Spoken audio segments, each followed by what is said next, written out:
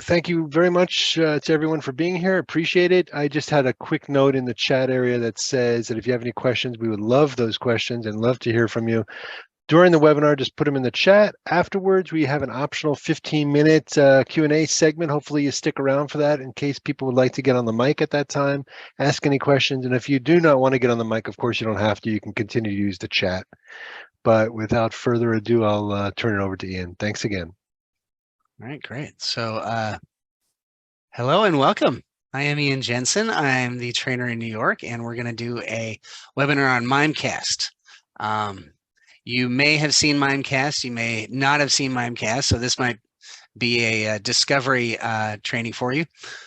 Mimecast is fantastic. It's an addition that goes basically on top of Outlook that does a lot of things with email that really helps us kind of manage things, especially like spam, sending large amounts of attachments. This is probably my favorite feature. And it's also a mailbox backup if Outlook somehow goes down or the Exchange servers are no longer working. We can still access our Mimecast mailbox, so quite cool. The agenda today, we are going to talk about the Mimecast ribbon, outgoing email and metadata cleaning. So Mimecast handles cleaning document attachments of metadata. We'll talk about blocking and filtering tools. So that is available for emails coming in that are blocked actually before it gets into your Outlook mailbox, which is really quite a nice feature. And you can use the tool to basically manage those blocked emails and email addresses. Then we'll talk about sending and requesting large amounts of files. What's great is you can not only send files, but you can ask for external clients to send large files. This works similar to Dropbox if you're familiar with that. Basically, it's an online storage or a server-side storage, so it keeps people from filling up Outlook emails with attachments, which is it's a very nice thing. So then we'll talk briefly about the backup mailbox and the archive, which happens once in a while. It did happen this year, lasted for about maybe 25-30 minutes, and that was it. So this is also available on your mobile device. And I'll show you some of the different Mimecast emails, so you'll know what it looks like when a client receives a request to send large files or to download files. Okay, so during our training, hold on to your questions or put them in the chat. It's a good idea to put them in the chat right away. Then when we're done with this instructional portion, which should last about 25-30 minutes, we'll address those questions. So throw what you want in there. We're going to spend about 15 minutes doing that. We'll make sure everybody's got their questions out. I love questions, and your questions are probably the best part of the training. So if you have any technical difficulty, just follow along the best as you can, and then call help desk afterwards. Unfortunately, we don't have any time to figure out what's going on there if you do have some trouble. So I apologize for that in advance. So just watch, but if you can follow along, that's always a added bonus as far as learning the material. Okay, let's get started. So here we go. I'm going to go into Outlook, and here's Mimecast. Now, the Mimecast ribbon, this is on the main Outlook screen. There's another Mimecast ribbon on a new email message that we'll get to shortly. Some of the buttons you could completely ignore. So you can ignore all these buttons here. You can ignore all these buttons. I'm in my calendar, so if I switch to email, I'll get the typical email button here. So that's kind of useful. There is a report spam button. Even though this is available, we don't use this report spam, although this works. If you do need to report spam or phishing, definitely use this report message icon. You might want to make sure this is working and not grayed out if you have an email highlighted that's coming from the outside. Otherwise, there might be something wrong with this, but you definitely want to report any phishing emails. Block senders, manage senders, on hold messages. So if you are getting email from a location, it's spam, it's unwanted, it doesn't matter. You could just block these senders. They won't even know that you blocked them, so it's okay. It's a polite process. You can block the sender's address or their entire domain. So if you're getting emails from multiple salespeople from a particular domain, you could just block everything. When you block messages, they will show up in Mimecast. So they're still in that Mimecast area. If you ever want to take a look, you have about 2 weeks to check those emails and then they're permanently deleted. Manage senders. So if you click manage senders, this will actually take you to the inbox. So this is Mimecast for Outlook. And this window here will allow you to basically access all these tools. So you could just go inline inbox and then do everything I'm talking about. But here, if you go manage senders, you'll see these are emails that you, or addresses that you might have blocked. These are some that you might permit. So by default, Asana was getting blocked. I suppose it's because their emails kind of have some spammy signatures to it. And then auto permitted, and this is created by the firm. So, okay. Let me close this window here. All right. On hold messages. So these are emails that might have gotten blocked as they came into your mailbox or as you send them out. So this will let you know, yeah, this message doesn't look great. So it's a blocked message, which means it's still in Mimecast. So you can go in there and you can release the email or permit it. I'll show you that shortly. Moderated on hold, that just means that's an email for a mailbox that you're proxied into. So this is not your mailbox, this is your mailbox. All right, so let's create a new email message. I'll just do that from here. Okay, so for emails going out of the firm, we use Mimecast to clean attachments of metadata. You're probably familiar with metadata. Metadata is, there's a lot of really terrible stories on the internet about metadata. So if I were to attach a Word document, Word's the worst. So Microsoft loves to collect all sorts of information about your activities working in a document. And since lawyers use precedent documents a lot of times, there's still information in there even from when it was created. So maybe the precedent document was created 15 years ago by an attorney that's no longer here. That information will be attached to the document. So it's important that you clean the document of metadata. Now, I'm going to go to the Mimecast ribbon here. So by default, it will leave track changes and comments. If you use track changes in Word, that is where multiple people can work on a single document, and it kind of remembers the change. So whatever they deleted, the deleted information is still in there. Just in case you don't know about track changes, which you probably do. Track changes can actually be really dangerous because a lot of times you're working in a document and it doesn't show that it's still remembering the old information. And there's a good story about that as far as precedent documents. You know, a lawyer used an agreement for a previous competitor of a new client, and they just turned on track changes, and there you go. So they got to that makes it issues with relationships with clients, obviously. So this is on by default, so it'll allow track changes and comments. If you are sending something to opposing counsel, let's say, or it's very important, it goes outside, you can either clean all, convert to PDF is a good one too. Converting to PDF will automatically get rid of track changes as well as most of that metadata. And then remove all except for comments will literally move everything, including track changes, except for comments here. And then no conversion. So yeah, this is good if you're sharing documents with a very trusted recipient. Okay. All righty. Now, you're not going to use send securely, message stationary. Don't worry about those. You're not going to use strip link attachments.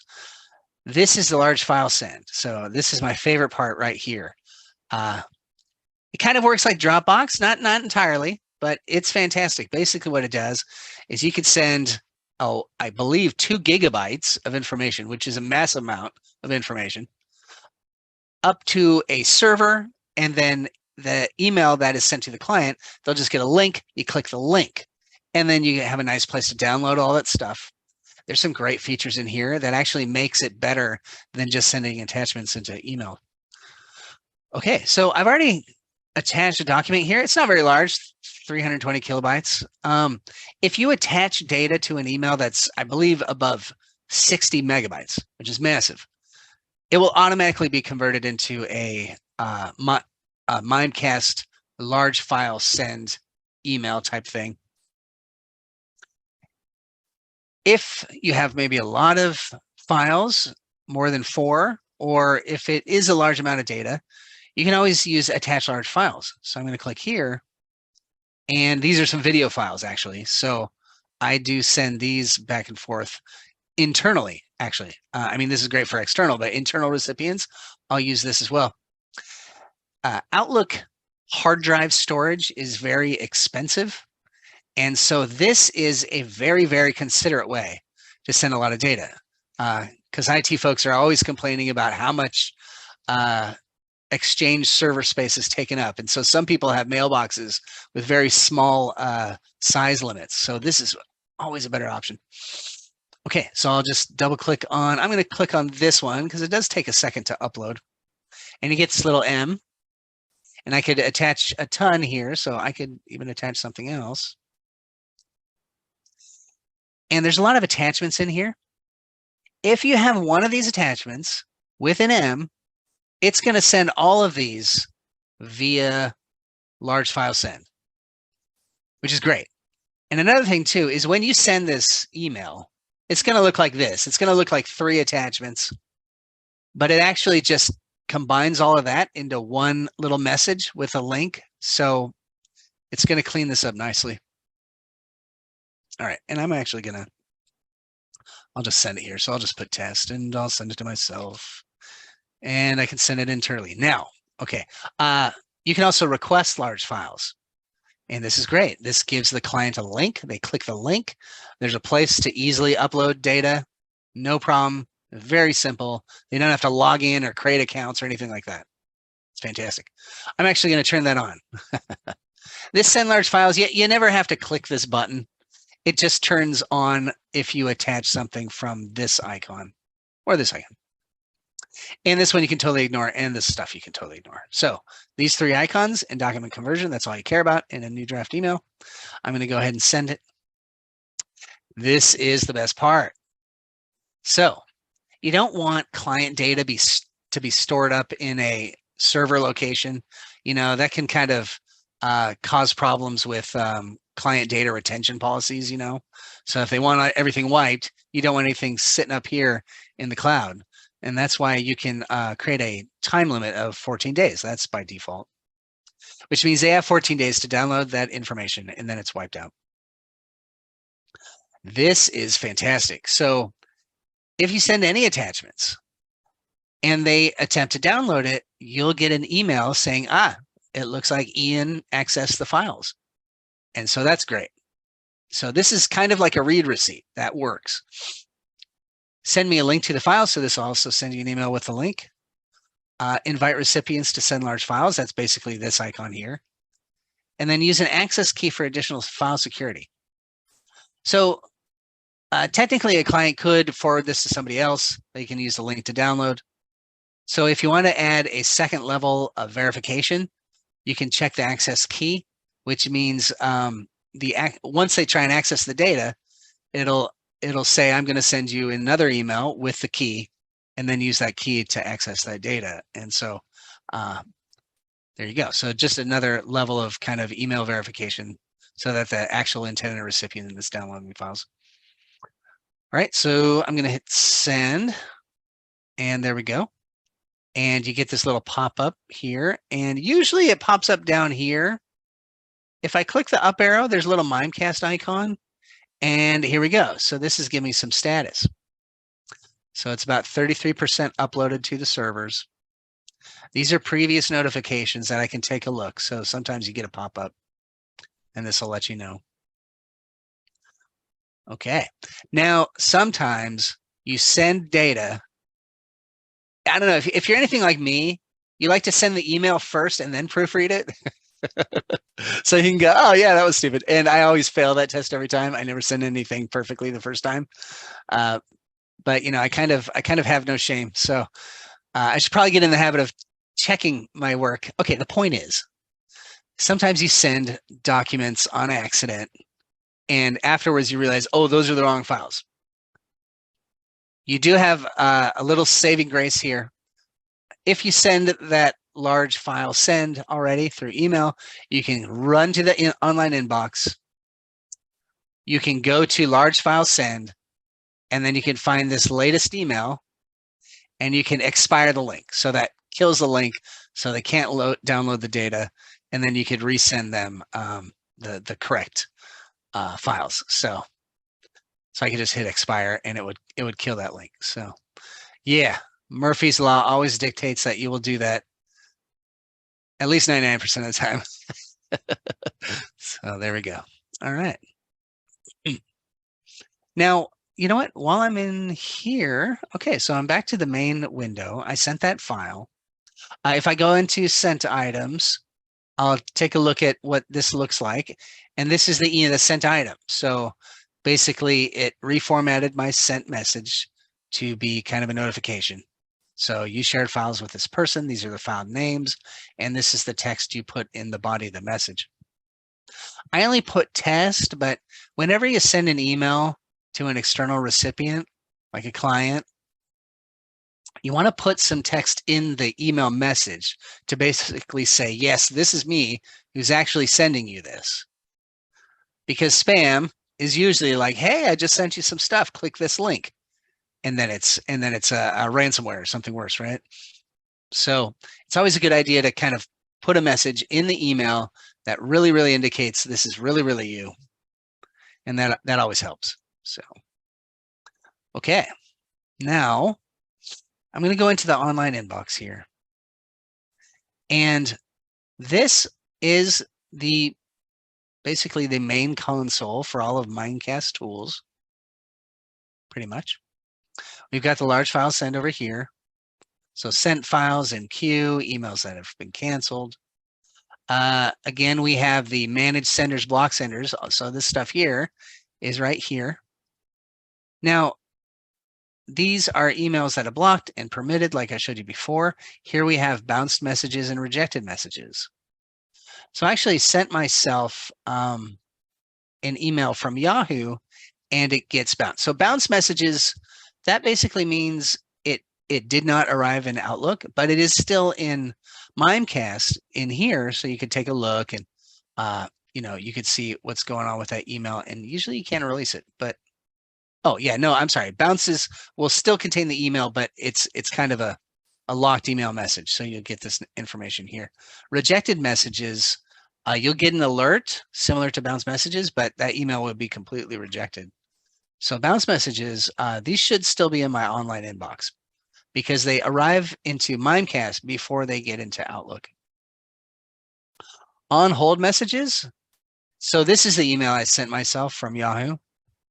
And you should receive an email saying, hey, we received this email, it looks like spam. Go into Mimecast and see how it looks. And then over here, you can either release it, you can release it and permit this email address into your permitted senders, or you can just release the message and then accept anything from that whole domain, and the same with reject. So you can reject the email address permanently or the domain. Over here, the report is here, but that doesn't work. You want to go to the home ribbon again, and you can download the message here. Okay, so I'm going to leave that here. Moderated on hold, that again, that's someone else's mailboxes that you might be proxied into. Okay. Smart tags and archive folders, you're going to totally ignore here. So don't worry about these guys. Now, if Outlook is not working, something's wrong with the Exchange servers, you can still access your email using Mimecast. So you would go into online inbox here. You'll get an alert that Outlook is not working, Microsoft Exchange, there's something wrong with that. If that's the case, you could turn on activate continuity. So this is an on-off button. So down here where it says connected to Microsoft Exchange, that will say working offline or something like that. So if you go to activate continuity, that turns on Mimecast, but it uses Outlook, so you can continue using Outlook normally. You'll see working offline down here. and this button will be active. So as Exchange, they're trying to figure out what's wrong with Exchange. They're getting it resolved. You can continue using email. And then when that crisis is over, you would just turn off activate continuity like that. And there you go. So now we're back to connected to Microsoft Exchange. So you'll get a notification to turn that on. If Exchange is down, they will turn on the ability to use this Mimecast mailbox on your phone. So you'll see a separate Mimecast icon on your phone, and that's your backup mailbox.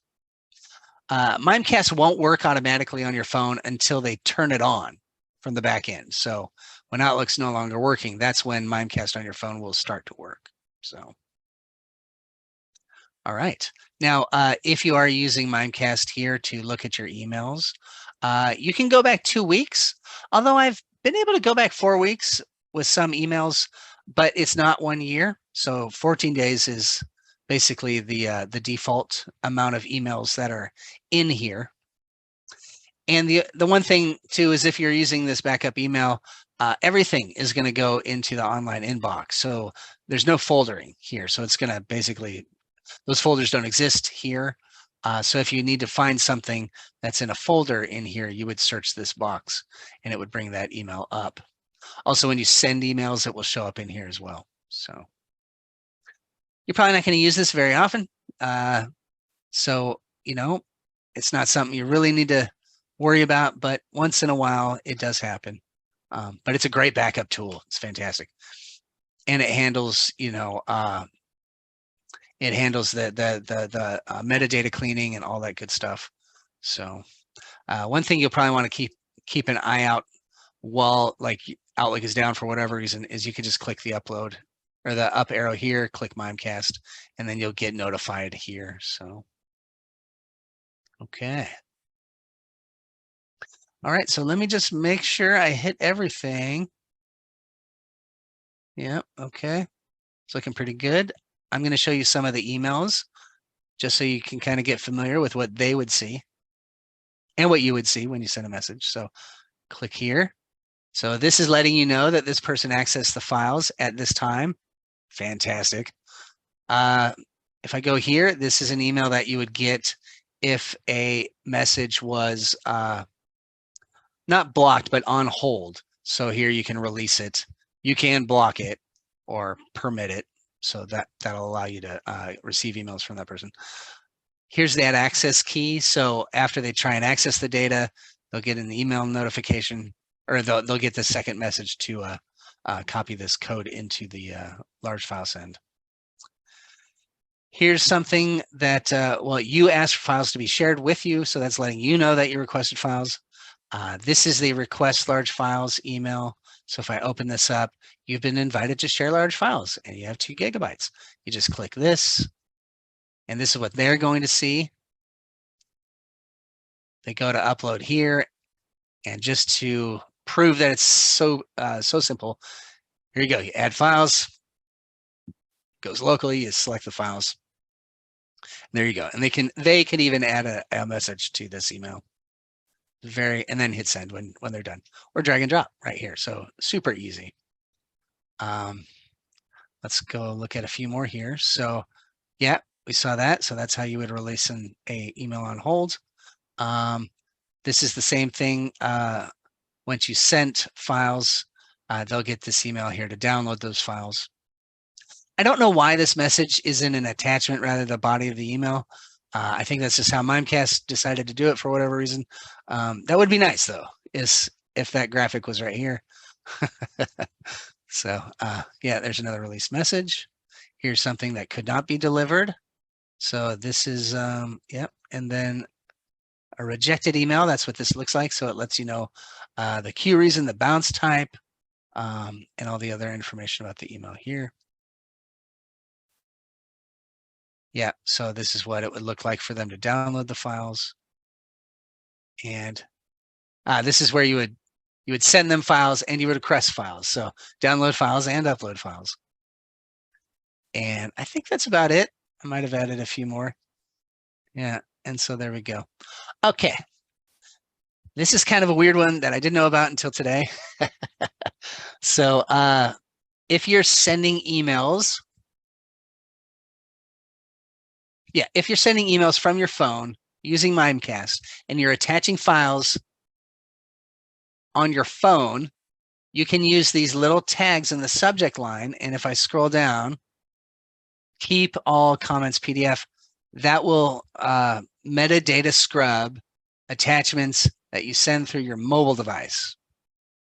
So that's possible. We're going to have this information in the LMS. So Stan's going to send you a follow-up email about that. And there we go.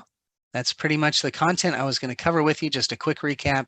Options available for cleaning metadata from outgoing email attachments. You can block unwanted email before it enters your mailbox. Sending or requesting large files through Mimecast has many advantages, such as an alert when they download it, easy follow links, access settings.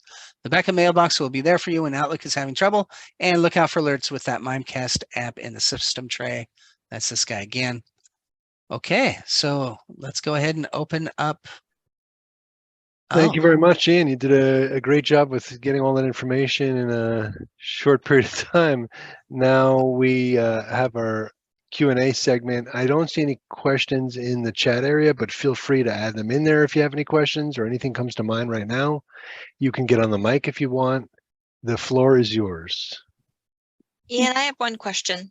Susie Yes. in DC. If you release something that's on your list, that just releases that one. If you select permit, then it will permit that one and other ones to come into your inbox. Yeah, good question. That's the second option. So if I go here and I release, that'll just release the message, but I would have to go here to basically add them to my managed senders list so that future messages will not be blocked. So yeah, so basically you'd have to choose this one for it to permit all from that individual person or from their domain. Okay, So, and that's the same as when you get an actual email and it's over on the right hand side. You just, if you want futures, you just permit it and it does both. yep. Yeah, okay. Exactly. Thank you. Yeah. Gila, so you said, can you send large items from NetDocs? It's only integrated with Outlook, so you'd have to create an Outlook email first. Oh yeah, boy. That's kind of a good question. Let's see. Attach large files, that will only go locally. Yeah, so you'd have to but if you go message here and you go attach, so this is NetDocs attach. So you can attach stuff from NetDocs first. Oh, okay. Yeah, here we go. So I'm attaching something from NetDocs, right?